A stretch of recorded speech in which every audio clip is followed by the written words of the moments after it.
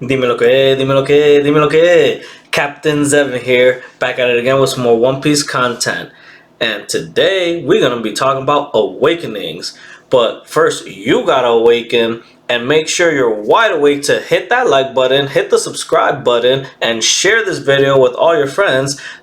That way we get that channel. Come on, we're almost at 30 subs.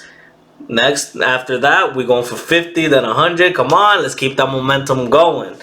Now that everyone's wide awake, let's get right into it. Oh, and also, this is a spoiler warning. If you are not caught up with the One Piece manga, then I suggest you go catch up because there will be spoilers up to chapter 1031. Now, without further ado, let's get right into this. So, let's talk about some awakenings.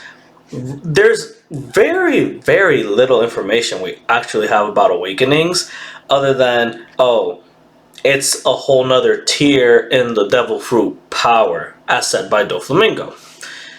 And the very first time that we even know about awakenings is in Peldown, because the Zoans were awakened Zoans, and at the time we didn't really know what that meant. We just knew it was a stronger Zoan user.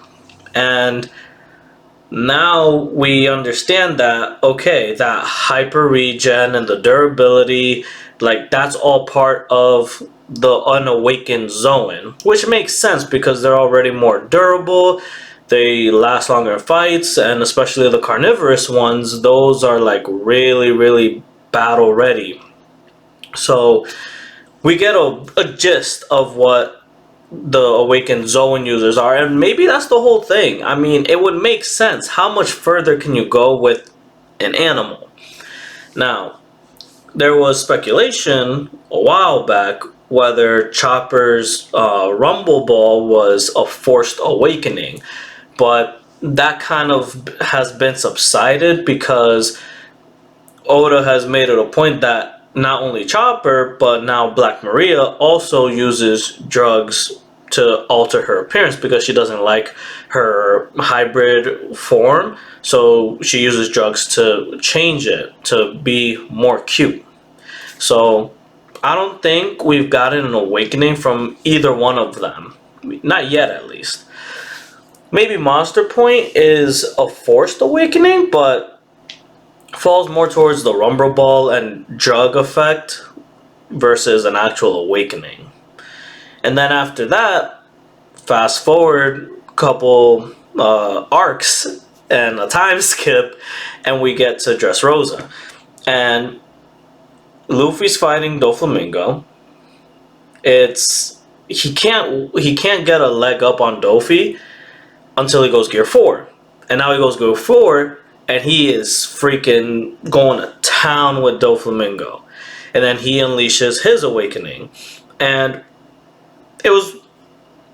you could make the assumption that that's a last resort, takes up a lot of stamina kind of ability because of what state Dofi was in when he used it. But we don't really get clarifications for that until in recent chapters. So Doflamingo goes awakening, and what he says is that his awakening alters everything around him to become string. So now he's not just shooting out strings or using string abilities, it's no, everything around him is becoming string. So this was crazy because now the Paramecias, up until this point, up until Haki, Paramecia was kind of like a hit or miss as far as ability, because you knew with the Zoan you were getting insane stamina, durability, and depending on what animal, like it could really up your fighting power. And you knew with Logia's it was an element, and that back in pre-time skip that was just unmatched, unstoppable. And so Paramecia was just a hit or miss. Like literally, depending on your ability and how creative you are, affects what happens. Now we understand that there's awakenings, and the Paramecia awakenings are insane. So everyone's speculating. Does that mean Luffy is gonna turn things around him into rubber? So that's what people thought. We didn't know much more. All right, cool. And Dofi uses his awakening for the last bit of his fight against Luffy. And like while Luffy's in Gear 4, then Luffy knocks him back, and then Dofi's coming back, and he does another awakening, and eventually Luffy knocks him down. But we knew that this was kind of hinting at, okay, so at some point Luffy has to do awakening. Then we get a Katakuri over at Whole Cake Island, and he has awakening, and his is exactly like Doflamingo's, to the point that Luffy takes note of it and says, this is just like what Dofi did. And Katakuri acknowledges it and says, yeah, I too am awakened. But the difference being, Dofi used it as a last ditch effort, like this is do or die. When Katakuri did it, it's actually kind of interesting when he did his. He did it right before he took his merienda, because he was losing concentration. He was tired of this, and he just wanted to end it quick. And if you notice, after he did awakening in that moment, and he had the merienda, and then Luffy obviously interrupted it, he doesn't use awakening much, if at all, after that. So he really just bursted a bunch of stamina in that moment to try to just end Luffy quick. And I never really thought about that until recent chapters, where now we have Kid and Law's awakening. I feel like Oda could have done a little bit better with the reveal of the awakenings, because we get like a mini flashback like, hey bro, you got awakening? Yeah bro, I got it, but that'll be it. And they take note that it uses up a lot of stamina, where Law says it's to the point that he will lose the fight, or he can't do anything anymore. So we're getting a lot more insight onto awakenings. We don't know when exactly they unlocked it, but we know it's very recent, because they both said they weren't used to it yet. Well, Law said he wasn't used to his yet. It takes a lot of stamina. Kid says, yeah, same here. So I'm assuming that they both very recently attained awakening.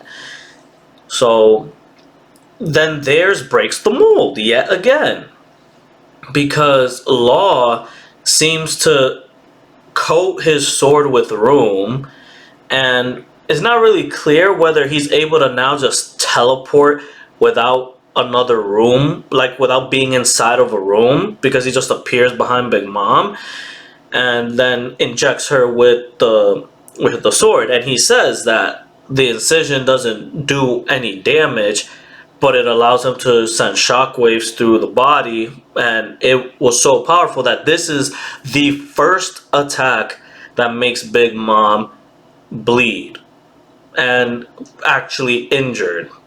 And then Kid uses his, which again breaks the mold and assigns a magnetic field onto Big Mom, and basically Chibaku Tensei, and she is lit up with steel, to the point that it was dragging out the steel beams like from the structures. And up until this point, whenever Kid was absorbing metal, it was like scrap or just things that were lying around and easy to take off in a sense, but never to that magnitude. And now with his awakening, it was. So that was also very, very cool and very interesting. Now Big Mom got back up, but she's really fighting right now, and so that's making for a really good fight. And I'm curious, because does that mean Law and Kid can't use their awakenings anymore? Was that too much? Or are they going to have to push that boundary even further? And now it begs the question, what are Big Mom's, Kaido's, and Luffy's awakenings going to be? So with Kaido's, kind of simple, where he already has OD, hyper regen, and durability. I'm assuming his awakening ups that even more so, where now the Conqueror Haki's coding. English is hard, Japanese is harder.